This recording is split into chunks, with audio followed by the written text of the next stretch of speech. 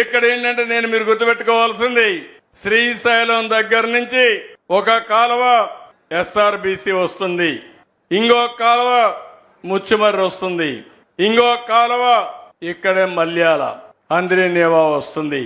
ఈ 3 కాలువల ద్వారా మీరు నేరుగా చూస్తే ఏదైతే ఎస్ఆర్బిసి నుంచి వచ్చేది నేరుగా బనకచెర్లకెళ్లి అక్కడి నుంచి నేరుగా తెలుగు గంగ ద్వారా సోమశిల కందలేరుకి వెళ్తాయి.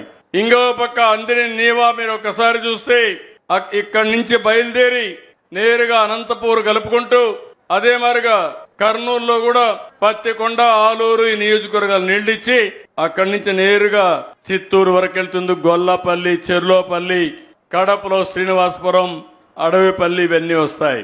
ఇంకో పక్క మీరు చూస్తే పెన్నా నది పైన పిఏబిఆర్ గాని, మిడ్ పెన్నార్ గాని, చాగల్లు బ్యారేజ్ గాని, ఆ కిందన పైడిపాడెం, సిబిఆర్, వామికొండ, సర్వారాయ సాగర్ ఇవన్నీ కూడా వచ్చే పరిస్థితి వస్తుంది.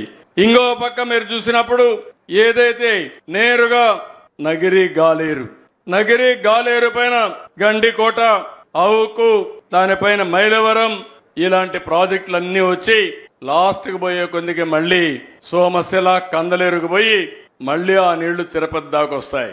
భవిష్యత్తులో ఓసారి ఆలోచిస్తే ఇక్కడి నుంచి నీళ్లు బయలుదేరి 600 కిలోమీటర్లు ప్రయాణించి కడాన తిరుపతికి కూడా పోయే పరిస్థితి వస్తుంది. నీళ్లు శ్రీశైలం మల్లన్న దగ్గర మల్లికార్జున స్వామి దగ్గర నుంచి ప్రారంభమైన నీళ్లు సాక్షాత్తు 7 కొండలవాడు వెంకటేశ్వర స్వామి సమక్షానికి వెళ్లే పరిస్థితి వస్తుంది.